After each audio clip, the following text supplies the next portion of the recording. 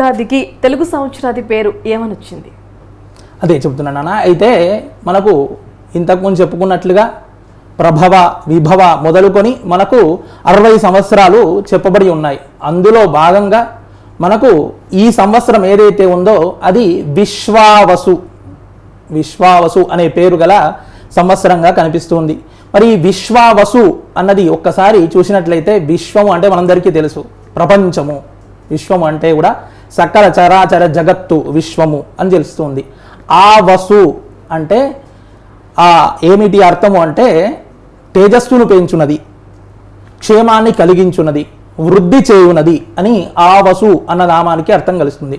మొత్తం గమనించినట్లా చూసినట్లయితే ప్రపంచానికంతా కూడా తేజస్సు పెంచినది, ప్రపంచాన్నంతా కూడా ముందుకు నడిపించున్నది అనే అర్థం వచ్చేటట్లుగా ఈ విశ్వావసు అనే నామ సంవత్సరం కనిపిస్తుంది. అంతేకాకుండా మనకు గంధర్వుల లోపల విశ్వావసు గంధర్వుడు అని మనకు కనిపిస్తూ ఉన్నాడు. వివాహాది క్రతువుల లోపల వివాహాది శుభకార్యాలు చేసుకున్న క్రమం లోపల ఈ విశ్వావసు గంధర్వుణ్ణి ఆరాధన చేసి తద్వారా భార్యాభర్తల అన్యోన్యమైన దాంపత్యము, భార్యాభర్తల మనస్సు చిత్తము ఏకీకరణ కావడానికి ముఖ్యంగా ఈ విశ్వావసు గంధర్వుని ఆరాధన చేయడం అనేది మనకు వివాహ తంతు లోపల కనిపిస్తుంది. కాబట్టి ఈ విశ్వావసు అనేది క్షేమంగా, శుభకరంగా, సంతానప్రదంగా, సౌభాగ్యకరంగా కూడా కనిపిస్తుంది. అంతేకాకుండా వసు అన్న నామానికి అష్టవసువులు, మనకు ఏకాదశ రుద్రులు, ద్వాదశాదిత్యులు, అష్టవసువులు అని మనకు 33 కోటి దేవతలు ఉన్నారు. అందులో భాగంగా అష్టవసువులు ఎవరైతే ఉన్నారో మనకు శక్తిని పుష్టిని కలిగించే దేవతలు ఉన్న వాళ్ళలో మనకు అష్టవసులు ప్రధానంగా కనిపిస్తున్నారు. కాబట్టి ఆ అష్టవసుల నామం కూడా ఇందులో కనిపిస్తుంది. అంతేకాకుండా ఇంకా చెప్పుకుంటూ పోతే వసుదేవుడు అని ఎవరిని పిలుస్తున్నామండి?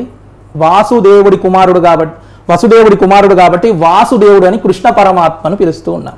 కాబట్టి ఇక్కడ ఇదంతా కూడా కాలం అంతా కూడా మన కాలాన్ని నడిపించేవారు ఎవరయ్యా అంటే విష్ణు భగవానుడు, విష్ణుమూర్తి, కృష్ణ భగవానుడు అని చెప్పుకుంటూ ఉంటాం.